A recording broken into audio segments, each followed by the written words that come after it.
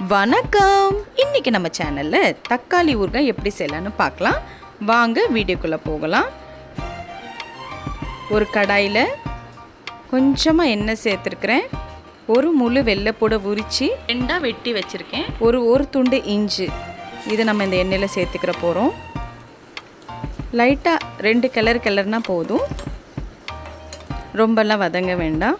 ஏன்னா நம்ம இதை வேக வைக்க தான் போறோம். ஒரு 4 வத்தல் எடுத்துருக்கிறேன். இது வந்து மிடுக்கு வத்தல் இல்லை காஷ்மீரி சில்லின்னு கூட சொல்லுவாங்க. வெறும் கலர் கொடுக்கறதுக்காக தான் இந்த வத்தலை போட்டிருக்கேன். உங்ககிட்ட ஒரு வேளை நார்மல் வத்தல் இருந்தால் அதை நீங்கள் சேர்த்துக்கலாம். கொஞ்சம் விதை வேணால் நீங்கள் ரெடியூஸ் பண்ணிக்கலாம். நான் தக்காளியை நல்லா கழுகி வெட்டி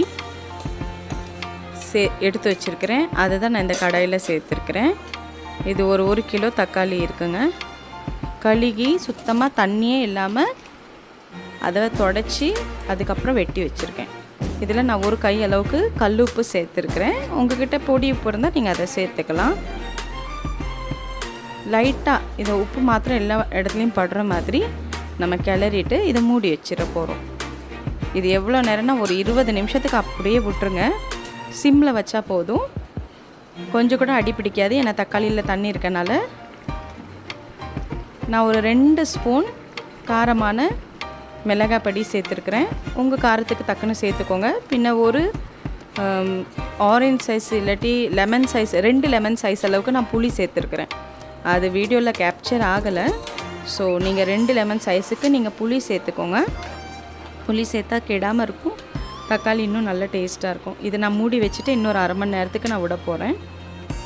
பார்த்திங்களா, நல்லா தக்காளி இப்போ நல்லா வெந்து வந்துருச்சு. இது நம்ம ஆறுறதுக்கு எடுத்து வச்சுட்டு மிக்சியில் அரைச்சி வச்சுக்கிற போகிறோம். தக்காளி நல்லா கொதிச்சுட்டு அடுத்து நம்ம இதை தாளிக்கலாம். கடாயில் எண்ணெய் சேர்த்துக்கோங்க. நான் தேங்காய் எண்ணெய் தான் சேர்த்துருக்குறேன். கடுகு சேர்த்துக்கலாம். கடுகு நல்லா பொரிஞ்ச உடனே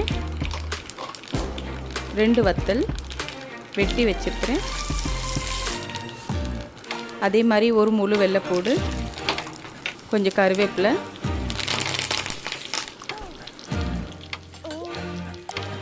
லைட்டாக கொஞ்சம் வதக்கிக்கலாம். ரொம்ப வேக வைக்கணும்னாலாம் இல்லை. வெள்ளைப்பூடு தான் சீக்கிரம் வதங்கிடும். பெருங்காயத்தூள் நல்லா சேர்த்துக்கோங்க. நல்ல ஒரு பெரிய ஸ்பூனுக்கு 1 டீஸ்பூன் அதை சேர்த்துக்கோங்க. அடுத்து நம்ம வேக வச்சு அரைச்சி எடுத்து தானே அந்த தக்காளி, வெள்ளைப்பூடு, இஞ்சி, வத்தல் எல்லாம் சேர்த்து அரைச்சி வச்சுருக்கோம் இல்லையா, அதை நம்ம இதில் சேர்த்துட்டு நம்ம இதை நல்லா இப்போ வதக்கி எடுக்கணும். சுத்தமாக நான் இதில் தண்ணி சேர்க்கவே இல்லை. நீங்களும் தண்ணி சேர்க்காதீங்க. இது என்னென்னா 1 ஸ்பூன் கடுகு, 1 ஸ்பூன் வெந்தயத்தை வறுத்து அரைச்சி வச்சுருக்கேன். நம்ம எல்லாம் ஊறுகாயில் போடுவோம் இல்லையா, அதுதான்.